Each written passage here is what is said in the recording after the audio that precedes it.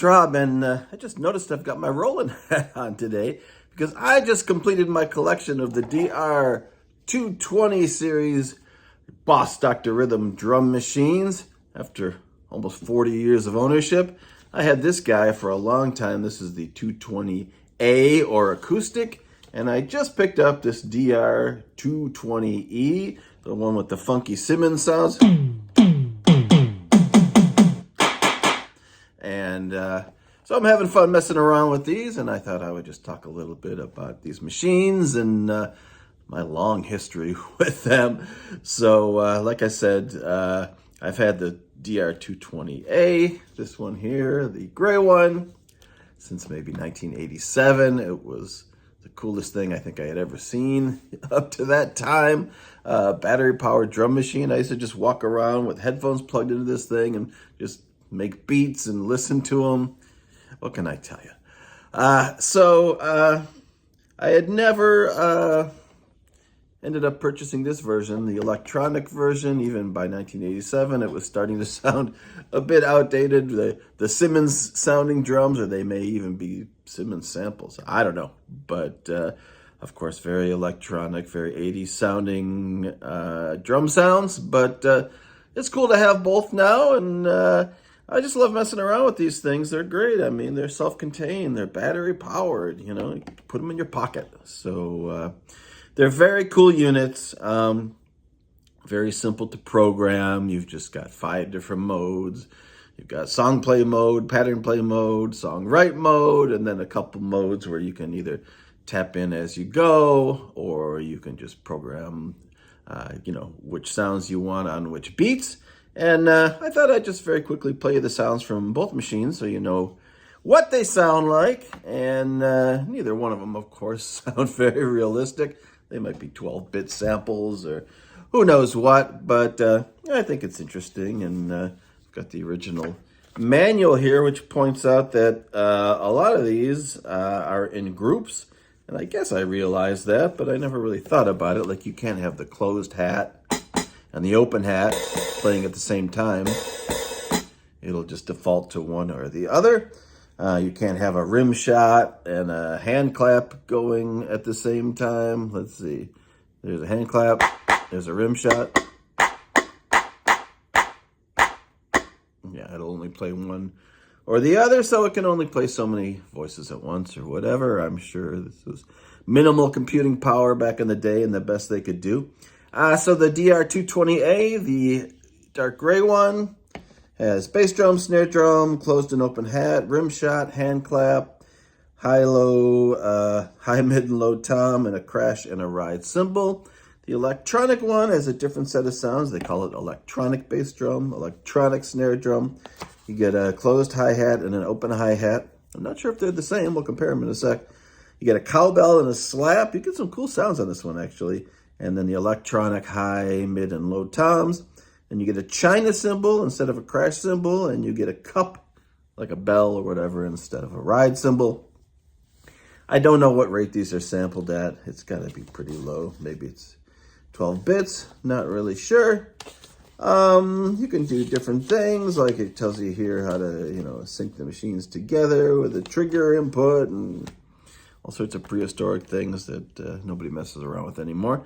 Anyway, let's get to the sounds. So once again, I'll start with the acoustic sound, bass drum, and then you'll hear the electronic sound. And you can hear the difference. To me, I stayed away from this electronic one because the bass and the snare to me sound too similar. Like, here's your bass and snare drum for the acoustic.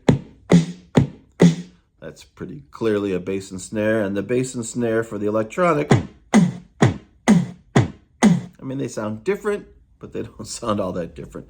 Anyway, so here's your snare again. Acoustic, electric. Ride cymbal for the acoustic. And you get the cup sound, it's called, for the electric.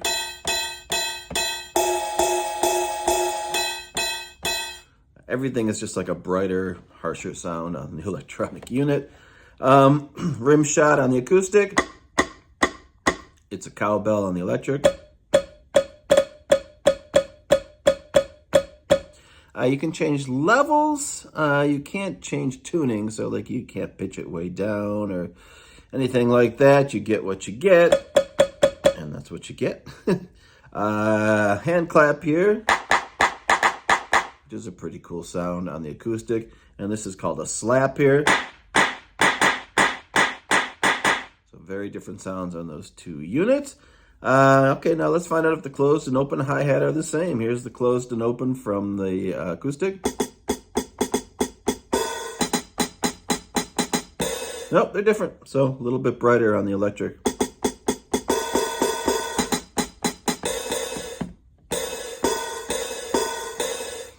Who knows? Maybe they're just tuned differently. Of course, the electronic toms, very different sounding. That's the acoustic. Here's your electronic. That is your typical Simmons pad sound. You know, that was all the rage in 1987. What can I tell you? I don't remember if these came out at the same time. I think they did. And so you had your choice right off the bat of what you wanted. Finally, you got a crash cymbal. Or the China cymbal. It's like a rude cymbal. Kind of a trashy sounding cymbal. But again, pretty cool sound. So, those are pretty much the differences in sounds between the two machines. Same features, same everything else. For some reason, this one is a much lower output, the electronic one, than my acoustic one here. This is not my original, by the way. I left it at a girl's house in the 90s at some point. She was learning how to play guitar, and I thought she could play along with it or something or other. And then we broke up, and I sure regret not getting that machine back, but I picked another one up on eBay, and this one came from Reverb just last week. And yeah, like I said, for some reason, the output is way lower on the electronic one than the acoustic one. Might just be this particular unit. I really couldn't tell you. They have a problem with the battery compartments corroding. I've got the big problem with the acoustic one. When I get it running, I'm pretty excited, and I just try not to touch it or mess with it because it'll shut off in the middle of playing a pattern or whatever. This electronic one I bought is much cleaner, no corrosion, so this one should last for many years to come.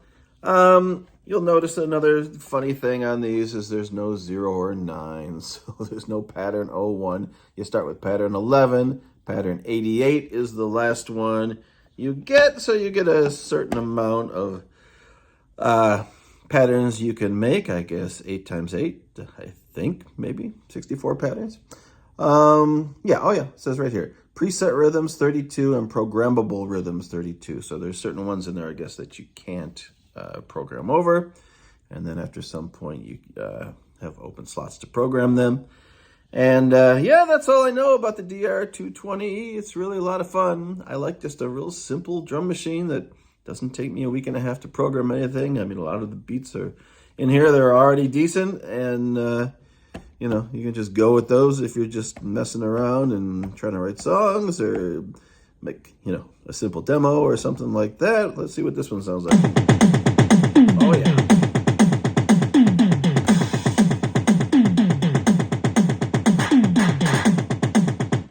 Wow. That's pretty industrial sounding. You know, you get a wide variety of tempos and rhythms in these things. The presets might even be the same between the two machines. I'm not really sure. But in any case, there we go.